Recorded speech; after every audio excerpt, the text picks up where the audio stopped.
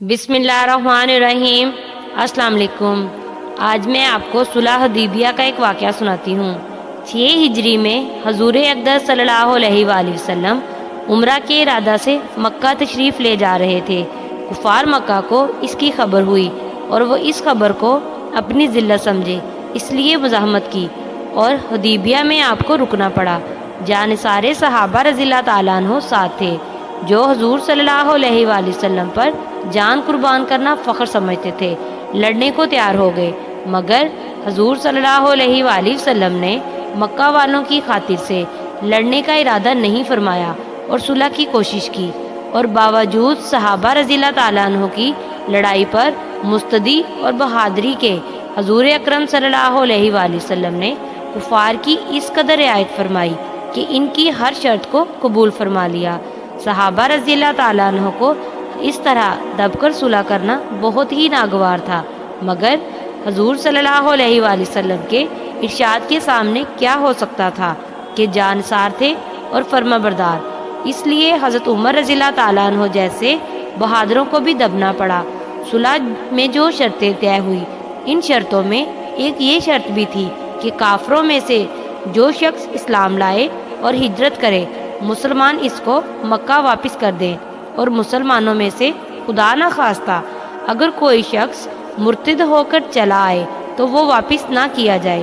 یہ صلح نامہ ابھی تک پورا لکھا بھی نہیں گیا تھا کہ حضرت ابو جہل رضی اللہ تعالیٰ عنہ ایک صحابی تھے، جو اسلام لانے کی وجہ سے طرح طرح کی تکلیفیں برداشت کر رہے تھے اور زنجیروں میں بندھے ہوئے تھے۔ اسی حالت میں گرتے پڑتے مسلمانوں کے لشکر میں اس امید پر پہنچے کہ ان لوگوں کی حمایت میں جا کر اس مصیبت سے چھٹکارا پاؤں گا۔ ان کے باپ سہیل نے، جو اس صلح نامہ میں کفار کی طرف سے وکیل تھے اور اس وقت تک مسلمان نہیں ہوئے تھے، فتح مکہ میں مسلمان ہوئے۔ انہوں نے صاحبزادے کے تماچے مارے اور واپس لے جانے پر اصرار کیا۔ حضور صلی اللہ علیہ وآلہ وسلم نے ارشاد فرمایا کہ ابھی صلح نامہ مرتب بھی نہیں ہوا، اس لیے ابھی پابندی کس بات کی، مگر انہوں نے اصرار کیا۔ پھر حضور صلی اللہ علیہ وآلہ وسلم نے فرمایا کہ ایک آدمی مجھے مانگا ہی دے دو، مگر وہ لوگ ضد پر تھے، نہ مانے۔ ابو جہل رضی اللہ تعالیٰ عنہ نے مسلمانوں کو پکار کر فریاد بھی کی کہ میں مسلمان ہو کر آیا ہوں اور کتنی مصیبتیں اٹھا چکا ہوں، اب واپس کیا جا رہا ہوں۔ اس وقت مسلمانوں کے دلوں پر جو گزری تھی اللہ ہی کو معلوم ہے، مگر حضور صلی اللہ علیہ وآلہ وسلم کے ارشاد سے واپس ہوئے۔ حضور صلی اللہ علیہ وآلہ وسلم نے تسلی فرمائی اور صبر کرنے کا حکم دیا اور فرمایا کہ ان قریب حق تعالیٰ و شانہ تمہارے لیے راستہ نکالیں گے۔ صلح نامہ کے مکمل ہو جانے کے بعد ایک دوسرے صحابی ابو بصیر رضی اللہ تعالیٰ عنہ بھی مسلمان ہو کر مدینہ منورہ پہنچے۔ کفار نے ان کو واپس بلانے کے لیے 2 آدمی بھیجے۔ حضور اقدس صلی اللہ علیہ وآلہ وسلم نے حسب وعدہ واپس فرما دیا۔ ابو بصیر رضی اللہ تعالیٰ عنہ نے عرض کی کہ یا رسول اللہ صلی اللہ علیہ وآلہ وسلم، میں مسلمان ہو کر آیا ہوں، آپ مجھے کفار کے پنجے میں پھر بھیج رہے ہیں۔ آپ صلی اللہ علیہ وآلہ وسلم نے ان سے بھی صبر کرنے کو ارشاد فرمایا اور فرمایا کہ انشاءاللہ ان قریب تمہارے واسطے راستہ کھلے گا۔ یہ صحابی ان دنوں کافروں کے ساتھ واپس ہوئے۔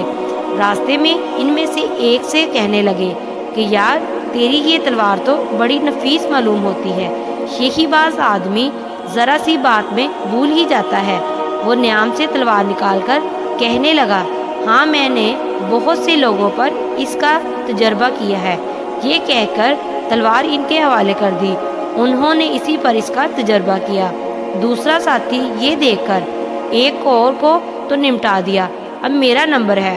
بھاگا ہوا مدینہ آیا اور حضور اکرم صلی اللہ علیہ وآلہ وسلم کی خدمت میں حاضر ہو کر عرض کیا کہ میرا ساتھی مر چکا ہے، اب میرا نمبر ہے۔ اس کے بعد ابو بصیر رضی اللہ تعالیٰ عنہ پہنچے اور عرض کیا کہ یا رسول اللہ صلی اللہ علیہ وآلہ وسلم، آپ نے اپنا وعدہ پورا فرما چکے ہیں، مجھے واپس کر دیا جائے، اور مجھ سے کوئی عہد ان لوگوں کا نہیں ہے جس کی ذمہ داری ہو، وہ مجھے میرے دین سے ہٹاتے ہیں، اس لیے میں نے یہ کیا۔ حضور صلی اللہ علیہ وآلہ وسلم نے فرمایا، لڑائی بھڑکانے والا ہے، کاش کوئی اس کا معین و مددگار ہوتا۔ وہ اس کلام سے سمجھ گئے کہ اب بھی اگر کوئی میری طلب میں آئے گا تو میں واپس کر دیا جاؤں گا۔ اس لیے وہ وہاں سے چل کر سمندر کے کنارے ایک جگہ آ پڑے۔ مکہ والوں کو اس قصے کا حال معلوم ہوا تو ابو جہل رضی اللہ تعالیٰ عنہ بھی، جن کا قصہ پہلے گزرا، چھپ کر وہیں پہنچ گئے۔ اسی طرح جو شخص مسلمان ہوتا وہ ان کے ساتھ جا ملتا۔ چند روز میں ایک مختصر سی جماعت ہو گئی۔ جنگل میں جہاں نہ کھانے کا کوئی انتظام، نہ وہاں باغات اور آبادیاں، اس لیے ان لوگوں پر جو گزری ہوگی وہ تو اللہ ہی کو معلوم ہے۔ مگر جن ظالموں کے ظلم سے پریشان ہو کر یہ لوگ بھاگے تھے، ان کا ناطقہ بند کر دیا۔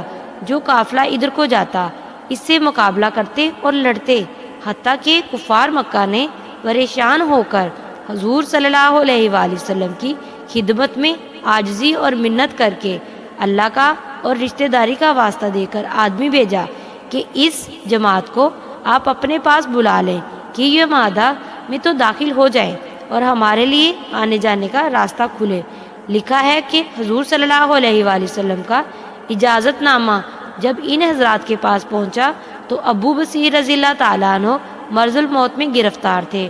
حضور صلی اللہ علیہ وآلہ وسلم کا والا نامہ ہاتھ میں تھا کہ اسی حالت میں انتقال فرمایا۔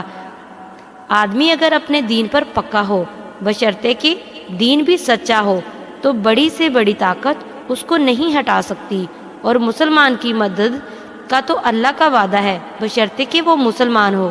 جزاک اللہ۔